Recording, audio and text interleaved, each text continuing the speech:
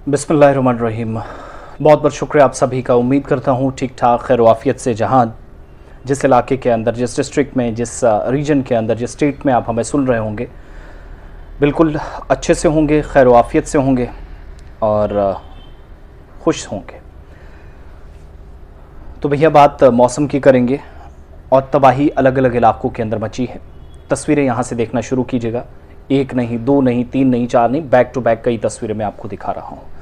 हुआ यूँ है कि जम्मू कश्मीर के अंदर जो मेट्रोलॉजिकल डिपार्टमेंट है, महकमा मौसमियात ने उसने जो कुछ कहा था उसके अहन मुताबिक हो रही हैं। जो वार्निंग्स दी जा रही थी, कई लोग कहते थे कि वार्निंग्स क्यों ज़रूरी है, क्या इससे कुछ चीज़ें बदल जाएंगी। तो अगर आप वार्निंग्स को हल्के में लेंगे, ईजिली लेंगे, तो फिर ये होगा जो इस वक्त हो रहा है। जो तस्वीरें अलग अलग इलाकों की हैं, बादल फटे हैं लद्दाख से लेकर जम्मू कश्मीर तक। नुकसान हुआ है, और नुकसान अगर कोई मर जाए, किसी की जान जाए, यही नुकसान नहीं होता है। नुकसान माल का भी होता है, सामान का भी होता है, इमलाक का होता है, प्रॉपर्टी का होता है। उसको बहुत सारे लोग कंसीडर ही नहीं करते। शुरुआत में लद्दाख से फटाफट से करूं और बीच में ही एक साथ तस्वीरें आप देखेंगे।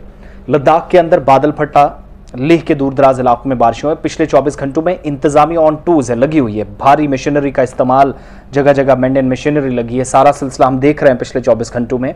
लेकिन मारूफ जो मजहबी शख्सियत हैं, बुद्धमत हैं, 14th दलाई लामा, जो लद्दाख के अंदर 1 महीने के दौरे पर हैं, आज लेह में उनका बड़ा इंपॉर्टेंट प्रोग्राम था, वो भी मनसूख कर दिया गया क्योंकि बादल फटे और सारा पानी है जो मलबे की शक्ल में, वो जो कीचड़ वगैरह थी, वो उस मकाम तक पहुंच गई जहां पर एग्जैक्टली प्रोग्राम रखा गया था। नंबर 1। नंबर 2, लद्दाख के बेशतर हिस्सों के अंदर पहले से इंतजामिया महफूज मकामात पर उन लोगों को मुंतकिल करने के लिए सोच रही है कि अगर और यहाँ पर हालात ख़राब हुए जहाँ पर ऑलरेडी बारिशें हुई हैं। फिर जम्मू कश्मीर आइएगा, श्रीनगर से शुरुआत करें। फ़कीर गुजरी की तस्वीरें मैं साथ साथ दिखा रहा हूँ, एक साथ आप ये विजुअल सारे देख रहे हैं, जहाँ पर नुकसान हुआ है और बादल फटा है, सैलाबी रीला आया, सतह आब में अचानक इजाफा हुआ, तो ऊपरी इलाकों से पानी नीचे आया और नीचे सड़कें उसकी जद में आई, रिहायशी इलाका आया। कोई जानी नुकसान नहीं हुआ, अल्लाह का शुक्र है। लेकिन अच्छी बात बिल्कुल भी नहीं है क्योंकि इमलाक का नुकसान जुज़वी तौर पर कुछ एक हिस्सों में हुआ है, जो फ़कीर गुजरी का और जो हारवन का एरिया है उससे नीचे वाले एरिया में बहाली का काम वहाँ चल रहा है। साथ में तीसरी तस्वीर आप इसी के बीच में देख रहे हैं, जहाँ पर एक शख्स दूसरे शख्स को पानी से निकाल कर, पकड़ कर, उसका सहारा बनकर, ढाल बनकर उसको निकालने की कोशिश कर रहा है। ये बोंजवा डोडा की है, बदरवाह तहसील है, और इस इलाके में एक मकामी नाला है। इस नाले से बताया ही जाता है कि बादल ऊपर वाले इलाके में फटा तो पानी सीधी सी बात है निचले इलाके में आना था। सैलाबी रीला आया, उस पानी की जद में बहुत सारे लोग आए, बच गए, सभी लोगों को रेस्क्यू करके यहाँ से निकाला गया। लेकिन अब आर पार लोग हैं, नाले के उस तरफ भी और इस तरफ भी, इंतज़ार कर रहे हैं कि ट्रैफिक कब बहाल होगा, क्योंकि बड़ा इंपॉर्टेंट रास्ता है। बड़ी पुरानी मांग लोगों की है कि इस पर पुल बनाया जाए, वो नहीं हो सका। ठीक है, आज जब हालात ऐसे बने तो इस वक्त भी बहाली का काम, शायद शाम तक ही ये सड़क जो है वो बदरवाह के बड़े इंपॉर्टेंट एरियाज़ को कनेक्ट करती है, इसलिए बड़ी अहम राब्ता सड़क मानी जाती है, इसको कनेक्ट करेगी। चौथी तस्वीर जो साथ साथ आप देख रहे हैं, सांबा, कठुआ, उधमपुर, रियासी और रामबन और रियासी के बीच वाला एक एरिया, आई थिंक लमग्याल या बगलियाल कुछ करके इस तरह का एरिया, मुझे एग्जैक्टली आप मुझे करेक्ट करें जो नाम है, वहाँ पर तबाही मची है, ज़मीन का एक हिस्सा धंसा है, वहाँ पर भी नुकसान की इतलात हैं। वार्निंग्स इसलिए जारी की जा रही हैं क्योंकि इंतज़ामिया के अलर्ट करने के बाद भी कई लोग नदी नालों के आसपास थे। अब भी अचानक बादल फट रहे हैं, मौसम ख़राब हो रहा है और 22 के बाद अब 23 तारीख को भी मौसम का इसी तरीके से सिलसिला या बदस्तूर मौसमियाती सूरत हाल जो वो ऐसी रह सकती है।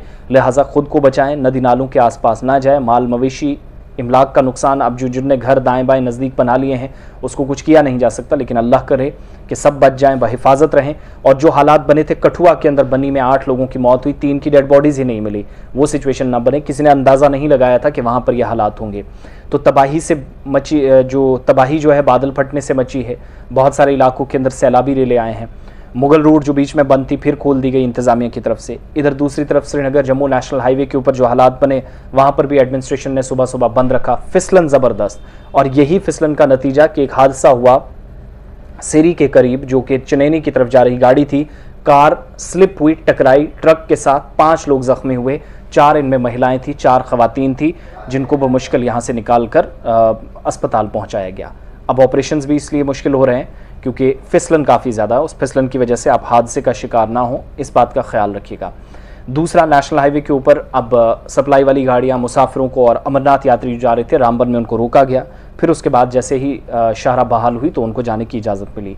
राजौरी, पुंछ और रियासी, डोडा, किश्तवाड़, उधमपुर, रामबन, इन एरियाज़ के अंदर भारी बारिश के आसार हैं, पेशन गोई है। और पेशगोई के मुताबिक वार्निंग्स भी जारी कर दी गई हैं। जहां पर सैलाब का खतरा आपको लगता है ये हालात बन सकते हैं या कोई हिस्सा ज़मीन का थोड़ा बहुत खिसक सकता है, वो एक बड़े एरिया को कवर कर सकता है, तो वो मनाजिर अल्लाह किसी को ना दिखाए, वैसी सूरत हाल ना बने, हम दुआ गो हैं।